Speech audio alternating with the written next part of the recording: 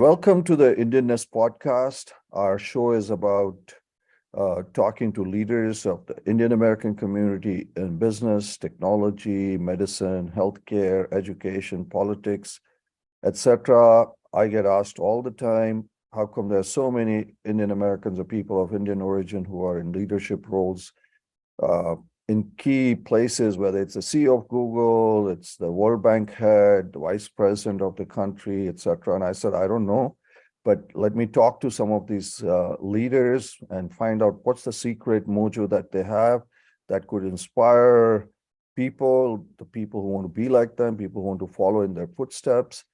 So for today, we have a very interesting guest who is of Indian origin, of Hungarian origin, and he's an American. He's an expert in fintech. He's an expert in fencing and many other things. But welcome, Sunil Sabharwal, to the show. It's a pleasure to have you. Thank you, Sanjay. Honored to be on your podcast. Oh, thank you. Sunil, why don't you take our listeners to where your story began, where were you born, and a little bit about how your very interesting story evolved.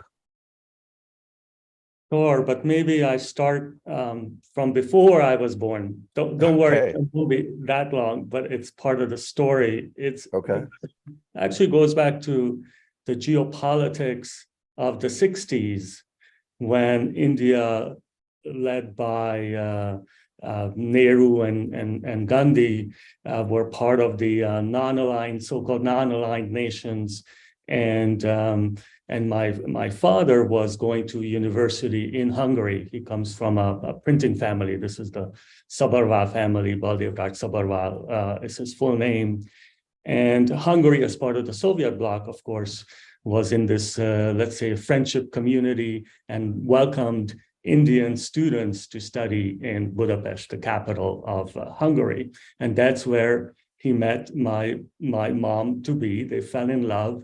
And my mom, from communist Hungary in the late 60s, mid-60s actually, left for India and New Delhi to become a member of a Punjabi family that had moved down to Delhi. So in a way, the whole story starts there, born in South Extension, New Delhi, to an Indian father and a Hungarian mother. Wow, that's very, very interesting. And those were the days where India used to be in the non-aligned movement and leading that. So when your mom moved in, you were born in Delhi, and Correct. Then how did you come to the States, Sunil? So between India and the States, there is an interim step, and it looks like every 9 years there is a big move, because at the age of 9, my mother, my younger brother, and myself, we moved to Hungary. I think for a Hungarian lady in the 70s in India was still not very easy. So she returned home. And when I arrived in Budapest at the age of 9, I finished 3 years of elementary school in New Delhi at the Frank Anthony School, so I grew up, I guess, learning English in school, Hindi and Punjabi in the home, as well as Hungarian, of course, from my mom. And to my dad's credit, he had learned Hungarian, so they were actually even able to communicate Hungarian with each other. But then, nevertheless, I arrived in Hungary when I was 9, and then finished the rest of my elementary school and high school there. At the age of 18, my mom was from a very old, say, aristocratic Hungarian family that never sat well with the communists. So in some way, I thought she felt a desire to get away, and partly that went to faraway lands of India, came back, tried it again, and again, I think found it that this is not her place to be. So we, together with my brother and her, via Austria, sought political asylum at the US Embassy in Vienna. So I was 18, just finished high school. This was in 83. And at the time, because the Soviet bloc was still intact, there was a system, an organized system to get refugees out of the Eastern Bloc and into other countries that were accepting these families and individuals, US, Canada, Australia, South Africa, being some of these countries. And we registered our interest for the US. I had an uncle in the US. One of my dad's brothers was a doctor already here. But really what made it happen is a church out of Columbus, Ohio, the Upper Arlington Lutheran Church, which was a significant part of the local community of Columbus, that enabled us to arrive in Columbus, Ohio in December of '83, just a couple of days before Christmas. But so you actually took asylum and came into this country. That must have been a pretty challenging, especially at such a young age. You went to India, you came back, then you went to, came to the United States. And Columbus, Ohio is a little bit different than New Delhi. So how was it, taking asylum and then moving to Columbus, Ohio? Tell us about that. Sure. Both from New Delhi to Budapest in '73, when I was 9, was a huge culture shock. And a similar culture shock awaited me 9 years later when I moved from Budapest to Columbus, Ohio. So in some way, I think that's one of the lessons that I have learned, that you don't know what's going to hit you, and to be adaptable and resilient and accepting of change as you go along, because you don't know what you may accept. When we fled Hungary, we had no idea we would arrive in Columbus in such loving hands. And it's really, I could say that God was looking after us in some way, that I landed in Columbus. And the local newspaper, the Columbus Dispatch, ran an article about the family. And Columbus was a big place, but not that big, and not that many refugees at the time. And the church was an influential part of the local community. So they put a very nice picture. And about me, they said that I was a champion Hungarian fencer. And at the time, Hungarian fencing was and still remains to be on top of the world. And that was actually true. And I think the second drawing of God that I saw here is that the fencing coach at the Ohio State University was a Hungarian lady who read this article in the Dispatch, tracked me down literally a couple of weeks later, knocked on our door, this little house that the church had rented for us, January 2nd, and said, knocked on the door. I happened to open the door, and she, in her heavy Hungarian accent, said, "Are you Sunil?" And I said, "Yes, I am." She goes, "You come with me to Ohio State now." So she grabbed my hand and we went to Ohio State, and I got enrolled there. They were on a quarterly system. So in January, I could start the quarter.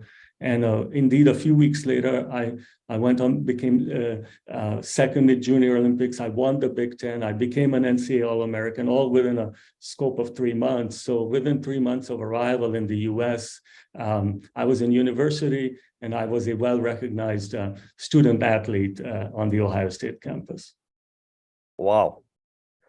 From refugee to fencing champion, being in the newspaper, that's a pretty amazing story. And as you said, the resilience, Sunil, of adapting to change, that has probably helped you in your career. And I think that's one of the key defining things that is needed for success.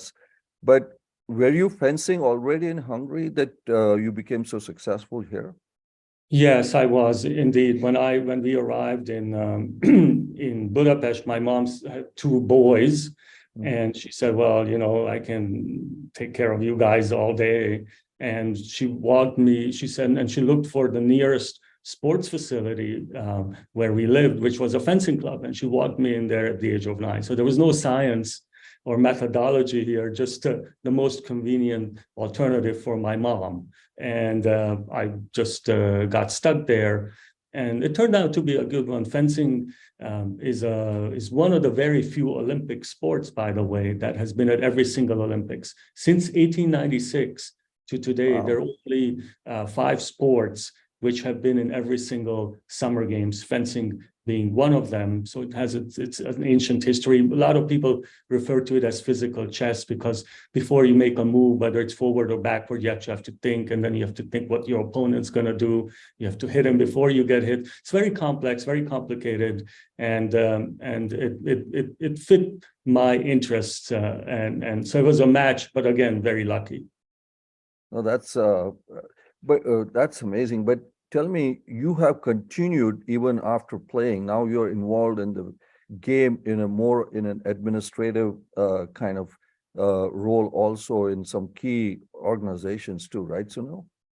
Absolutely. So I stopped competitive fencing at the age of 30, so a good 20 years of elite international competitive fencing. And then I became an international referee on behalf of the US. So I first fenced for Hungary as a young junior fencer, but by the time I was a referee age, I was an American. So I refereed at World Championships and World Cups around the world. And then I decided to get involved in a volunteer sense in the leadership of the sport. I served as treasurer of USA Fencing. I was on the board of USA Fencing, and then I was asked to represent the US on the board of the International Fencing Federation, FIE, Fédération Internationale d'Escrime in French. The language of fencing is French. We continue to referee in fencing in the French language. So that was my first step into sports diplomacy. And in some way, I built a second career on that. I have never really made any money on sports, but from the FIE and the International Fencing Federation, I was then asked to join another organization called the International Fair Play Committee that was created in '63 and unique in the sense that it is the only organization that sits both within the UN system as a part of UNESCO and the Olympic system, because it's an IOC recognized organization, and it rewards and recognizes great acts of sportsmanship and has been doing it for 60 years now. I was on the board there. I was treasurer. Everybody likes my money raising skills, I guess, but then now I'm the Secretary General, the number 2 of that organization. And I guess if I may, I could add 2 more legs of the sports part. One is I have been involved with the International Olympic Committee's Sustainability Commission for almost 20 years.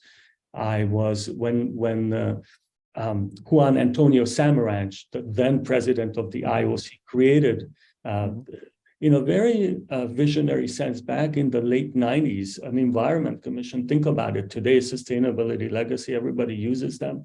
But this is 25 years ago. He created a sports and environment commission, made a Hungarian champion, Paul Schmidt, as president of that, who then asked me to raise some money for it. And I happen to know someone at Shell Oil who became the first sponsor of the IOC Environment Commission. That's how I got involved. Since then, the commission is now being chaired by Prince Albert of Monaco.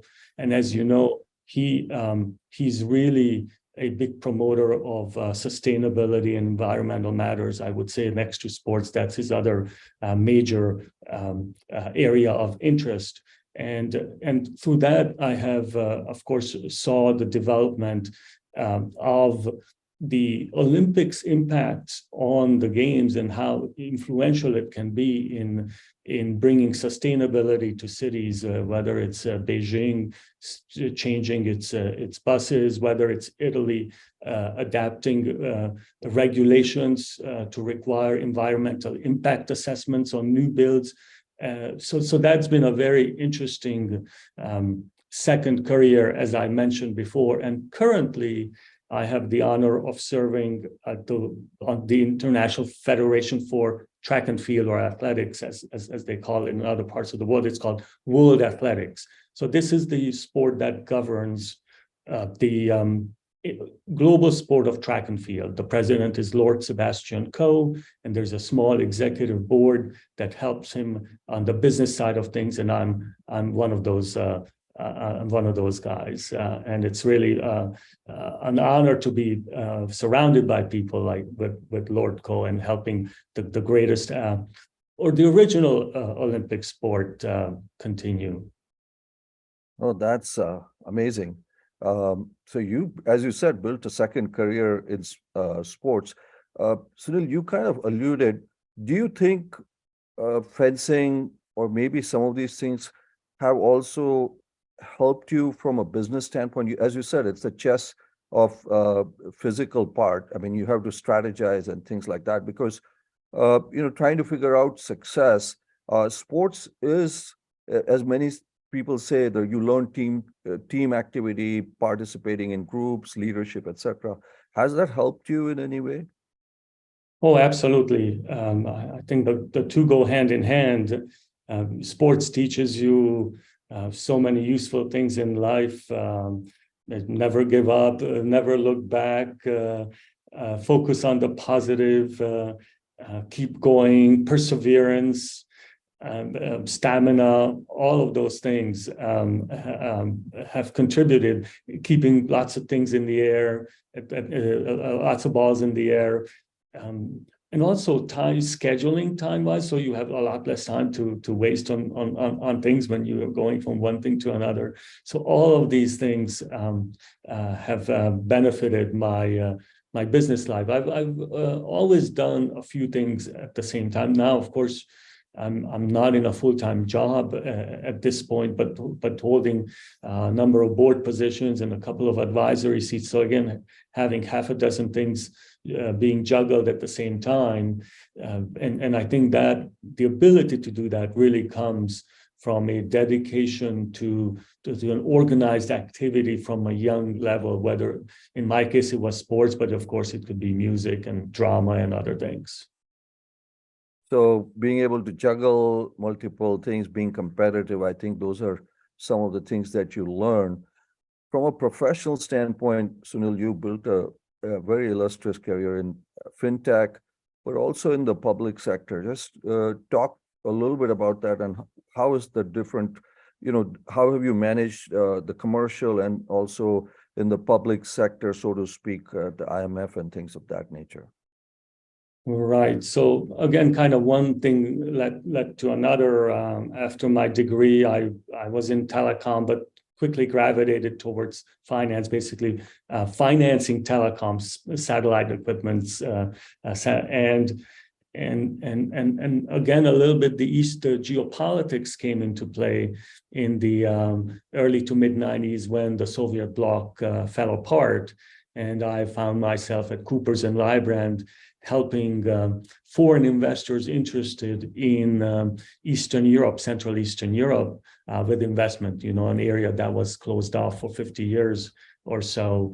And I was fortunate to be picked up by the development bank that was created at the time, the EBRD, European Bank for Reconstruction and Development, analogous to the ADB or the IDB in other regions.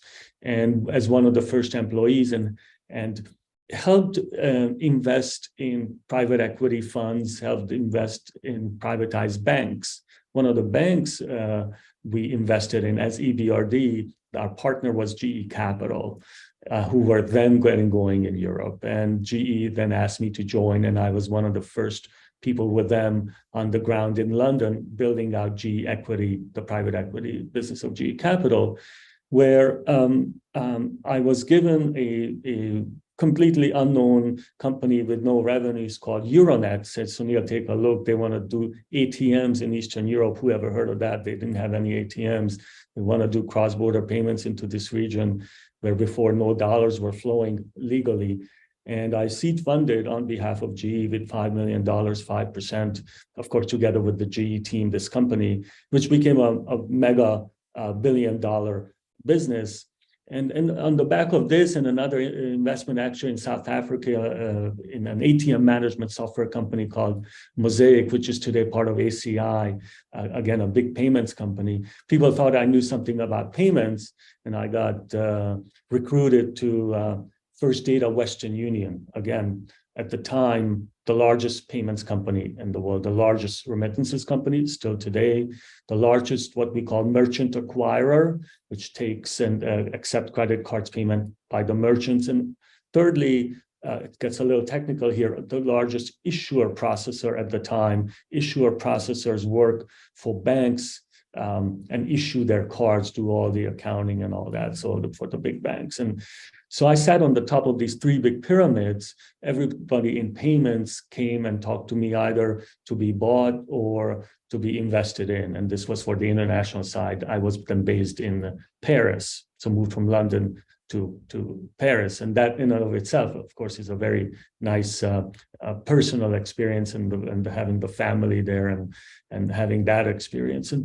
And really, when those two companies split into two, one got acquired by KKR, the other one went public, is when I went out on my own and decided to make Washington, D.C. our home, simply because we wanted to move back as a family to the U.S. Couldn't quite go back to Los Angeles, where my mom was, because a lot of business was in Europe. And we settled on D.C. And once you arrive in D.C., you really can't avoid the politics. I mean, you are also a testament of that it's all around you. And I decided to get involved with the Obama campaign. And that then has led to an approach from the White House following his election, if I would be interested in serving the country. No, but and you've done amazing. I mean, from fintech to serving on the IMF board. Sunil, somebody could argue that you were in the right place at the right time, but, trying to decipher, were there things that you did that kind of positioned you in those places? You were with some amazing companies, you were in Paris, and hey, people would give their right arm to do that. But for somebody who wants to achieve those successes, what is the key to be in those kinds of positions? Yeah, so yes, there's a right person, right time. So you had right person, right place, right time, yeah? So,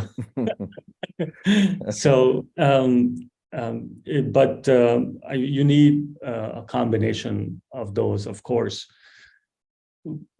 What has worked for me, and as advice that I could give, is keeping your contacts and networks live and current. And that's not that easy to do. It's very easy to, of course, mark someone as a LinkedIn, especially in today's world, or as a Facebook friend, or follow on Twitter. But to make a conscious effort to seek out people regularly. I can practically go to any city and find a person that I will have some relationship with. When I'll go to Los Angeles later this week, I have half a dozen people that I always make contact with for the last 20 years, maybe more, that I'm here. Whether we meet or not, they'll know. I can go back to Warsaw, to the guy that worked for me at GE Capital more than 30 years ago, and we're working on something together now because we kept in touch. Same, the guy at First Data, he now works for Ubisoft in Paris, head of business development. Again, I go back.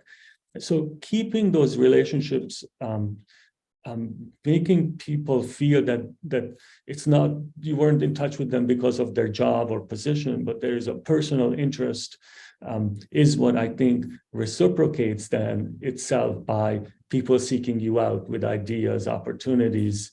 And that is probably that kind of genuine networking I can give as an advice to folks. I hope a lot of people are listening, because what Sunil just has said is very, very critical. Relationships, staying in touch, even when you don't have anything with them. Most people think of it as a transaction, but I can attest to what Sunil is saying and I think excellent point, Sunil. Um, the world of fintech has changed in the past couple of years. With the especially, we've seen the rise and now maybe some changes in there. What is your thought in terms of what's happened in the crypto world, so to speak, Sunil? Yeah, well, a lot of changes happening, right? Firstly, you can think of Bitcoin and the cryptocurrencies, let's say the rise of blockchain technology and its first application being cryptocurrencies. And I was always quite skeptical of that. I didn't feel sufficiently safe or secure. Maybe my conservative approach to things, I really never got involved with cryptocurrency trading speculation, although lots of people have made lots of money, of course.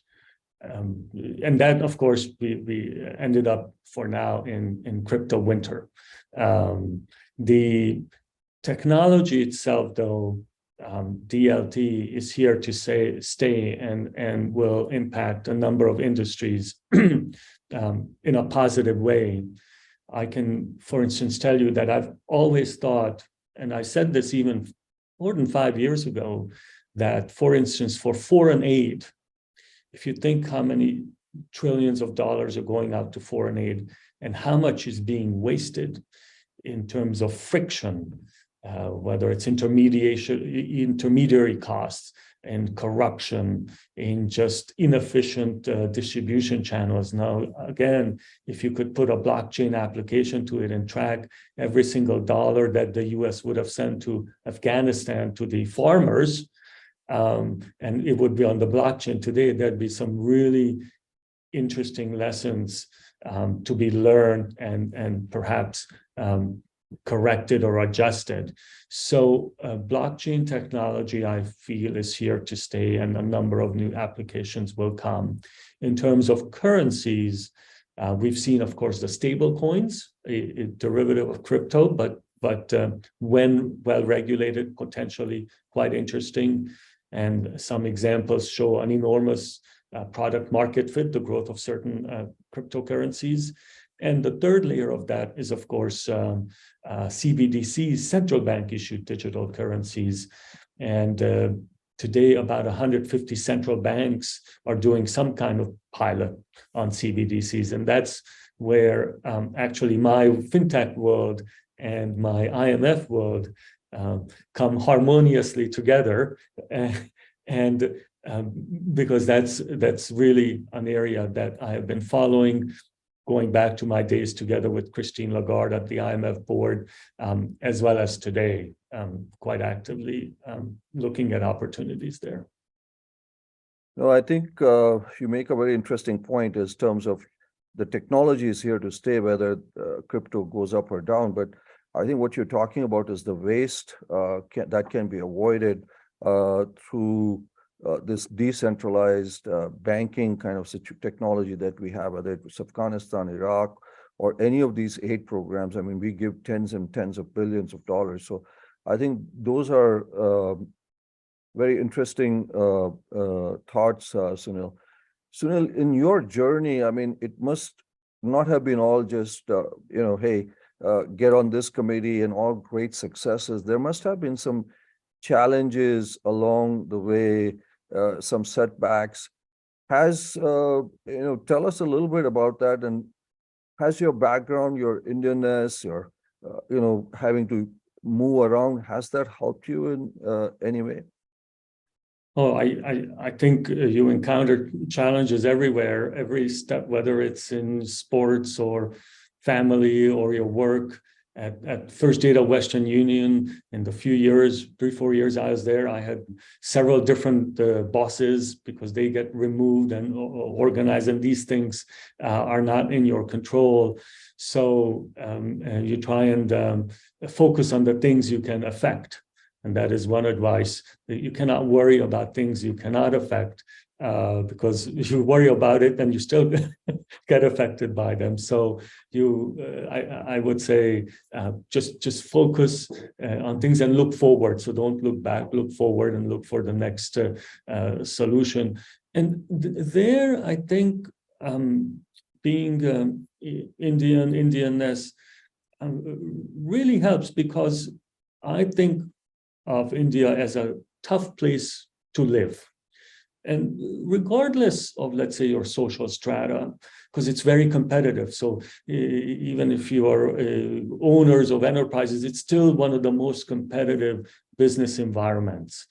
It is, the climate has a challenge for you. And now pollution in certain big cities, for instance, in Delhi, where I come from, it's crowded all the time. So just to get ahead, whether it's in a car or whether you're staying in a queue somewhere, I believe that kind of environment prepares you for the toughness and maybe thick skin that you're ready to face the world. And those things have definitely helped me with that. So, as you said, being competitive, having to push and get ahead amongst a lot of people, etc., Right. has been helpful, and that's some of the things we hear from a lot of our guests. Sunil, where do you see I mean, you've done some amazing, interesting things. Where do you see this journey going forward for you, with everything that you know and what you're doing? Yeah, I'd like to see if I can contribute to the world being more ready for future challenges. And let me step back a little bit here. If we were in the 50s, right, when the bulk of the UN organizations were created, for instance, they created an organization for instance, agriculture. That would have been one of the biggest GDP contributors sector in the world. Today, agriculture of the US GDP is less than 1%, technology is 10%, but of global GDP, of course, technology is a much, much bigger percent. So if we were to create a UN system today, there would be a UN for technology, a UN agency for technology. But for some reason, we're unable to do anything like that. And really important aspects of the economy today, just think of social media and the impact it's had on people, both positive but also negative, mental health issues, in terms of concentration. And you see this something similar happening with AI. That is the talk of today, generative AI today, and you are, of course, an expert in this field. But again, I find the world and its institutions completely unprepared for this. And I think that a collective group of leaders from government, international organizations, academicians, and of course the corporate would have to come together and say, well, the next 20 years is not going to be the same as the last 20 years. And what are the things we need to do? And again, think of it, we're creating the UN today. What is it that we don't have that we need to create? Or what is that? Is there an institution today that could be altered or not? Or we need some new institutions. And I'd really like to add to in that dialogue. And I'm trying in my own way. I continue the discussions at the U.S. government, with international institutions, and anywhere else. Now, so making a difference in the world we live in and the world we are leaving behind for our children, with the changes that have come, are coming at us at such a fast speed, is what you're saying. That's what you want to be involved in the future. I've said this old age, I'm not going to be a fencing champion anymore. So well, I have to maybe with AI robotics, you never know, Sunil. With generative AI and robotics, you never know. Yeah, exactly. And they started now. There's veterans fencing. You know, people over Yes. 50, 60, 70 fence, which didn't used to be the case. Absolutely, absolutely.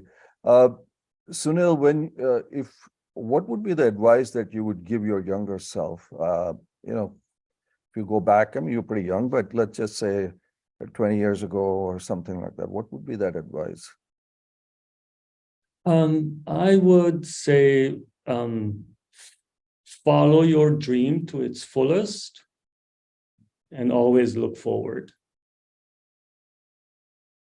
Okay, follow your dream to the fullest and look forward. Don't look back. But that's a pretty good message, especially for the young people Correct. that So, are coming. and in the Indian context, and the emphasis is on your dream. Because in the Indian context, of course, all our parents want us to be doctors and lawyers and engineers but that's But not. not fencing experts that I can tell you. They didn't cross the box of fencing expert for sure. And so so if you find something at a young age that really interests you, just pursue that, because ultimately that's where you're gonna be best at and excel in. And in every field you could be the number one, number two in the world, right? So just keep going at it, and that's what I mean by follow your dream. That's a good message for everybody. Sunil, we do a little bit of a lightning round here, just short questions to kind of find out a little bit about your view. And the first one is, what is your view of what is Indianness? Indianness. So I think it's being kind of tough, ready to face everyone and anything. That's kind of my view. My name is fully Indian.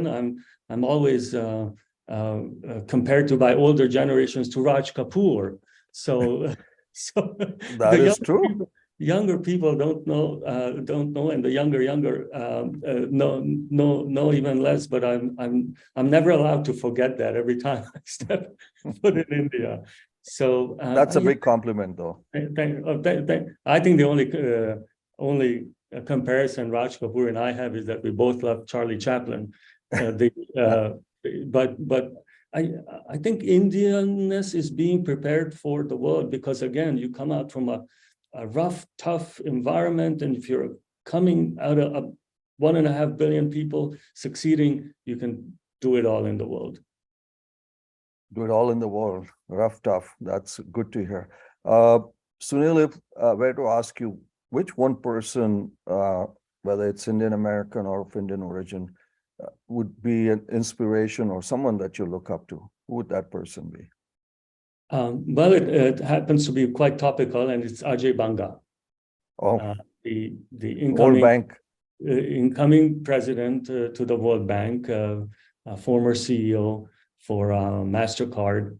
I have had the pleasure and the honor to have known him for several years now. We come from the same industry, but beyond that, we've been able to spend some more personal time with each other, and the way he transformed a global organization, a global American organization, as an Indian. He's really he is born and raised and grew up and professionalized in India, and to be able to do that, and the vision. I don't know how much you or the listeners know about what he's done at MasterCard, but he started a whole financial inclusion program working with governments, where he went to governments and said, don't worry about cards. Let's figure out what your country needs to have better financial infrastructure, more people in the digital financial payment ecosystem. And he's done that one by one in dozens and dozens of countries. And I believe he, with that mentality, he is going to have a shot at reforming the international financial institutions system and contribute to the betterment of the world. So that is certainly one person that I know and view as in high regard. So Ajay Banga, that's a pretty good choice. A lighthearted one, favorite Indian food, Sunil? Tandoori. Okay. The red clay tandoori. Red clay tandoori. Okay. Well, Tandoori, but love the bindi, love every, yeah, I could eat Indian every day. I love spicy food. okay, great. Sunil, thank you so much for taking the time for us and our listeners. You had an amazing story. Obviously, one message is never get in your crosshairs because you never know where a fencing jab will come at you. But thank you so much for taking the time. So, Luke, Okay. Thanks, Sanjay. thank you.